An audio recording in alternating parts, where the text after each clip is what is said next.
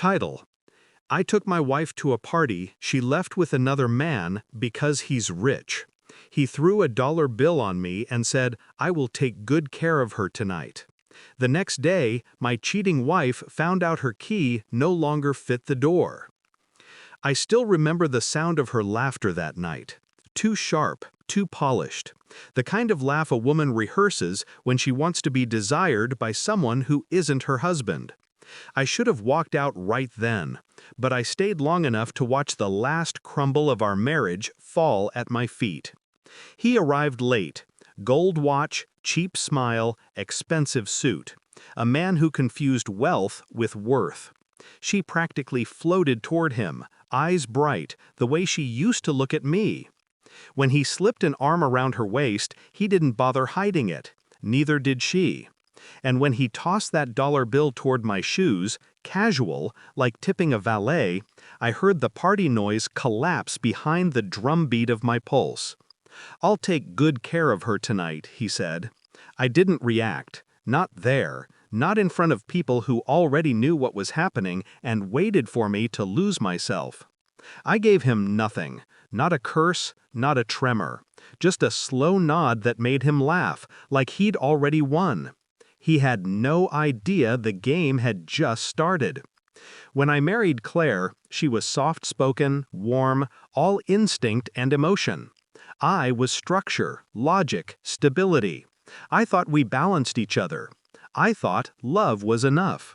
For years, it was. But something shifted after the promotion. Mine, not hers. I think she expected luxury to come fast and endlessly, like a faucet you could turn on. When I didn't match her fantasies, she began searching for shortcuts. I noticed her drifting long before the party. The quiet resentment, the sudden obsession with appearances, the way she flinched when I asked simple questions. I stayed because I remembered the woman she once was. But by the time we walked into that party, she wasn't that woman anymore. The real betrayal wasn't the affair. It was the preparation behind it. The newer perfume she never wore at home. The credit card charges at hotels she never visited with me. The private folder on her phone she thought I didn't know about. The late-night work dinners followed by early morning showers she took too long in. But the moment that crystallized everything came a week before the party. I woke at 3 a.m. and found her on the balcony, whispering into her phone. Not crying, not guilty, just excited. She caught my reflection in the glass and said, "I can't talk now," before ending the call. And she didn't even bother lying about who it was. Pain has a sound, like metal bending. I felt it inside my ribs. I didn't confront her. I didn't rage. I simply started planning. First, the finances. Our house was under my name only. She'd signed the prenup without reading it. Too swept up in love to care. I didn't exploit that. Not then. But I did ensure every asset tied to me stayed tied to me. Second, the evidence. Screenshots, voicemails, GPS logs, bank statements, photos. I collected everything, quietly, methodically. I am a patient man when the outcome matters. Third, the timing. I contacted a locksmith, changed the codes, froze joint accounts, transferred her car, my car technically, back into my private business inventory. She hadn't noticed any of it. She was too busy planning her future with a man who measured intimacy with bank statements. I scheduled everything for the night she betrayed me publicly. I knew she would. People always reveal themselves when they think they've already won.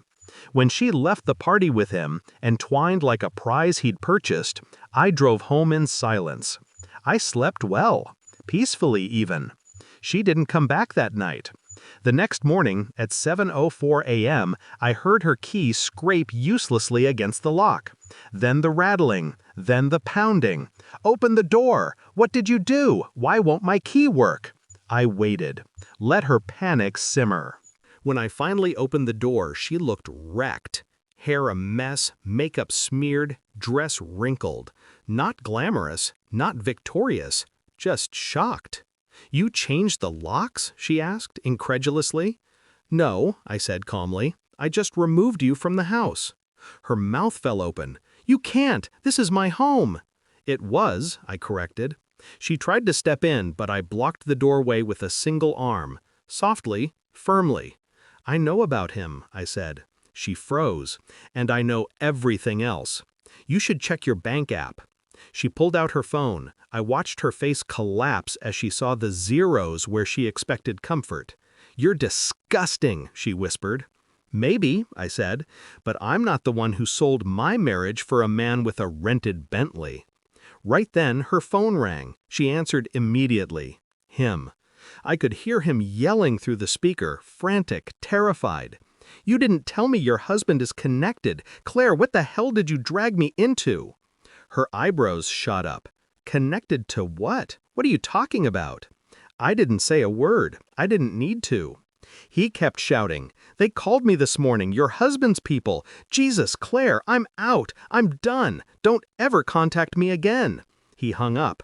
She stared at me like seeing a stranger for the first time. You didn't, she whispered.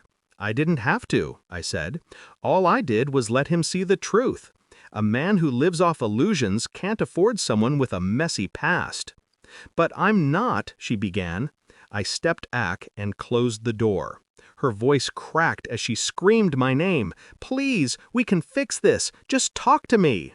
The door clicked shut between us. I never opened it again. She tried calling, messaging, showing up at my work. None of it mattered. Her affair partner blocked her before lunch. She lost the promotion she bragged about. The HR investigation into her inappropriate outside relationships had perfect timing. Her world fell apart carefully, precisely, quietly, just like I designed. Sometimes people ask if revenge made me feel better. It didn't. It made me feel balanced. There's a difference. I didn't destroy her life.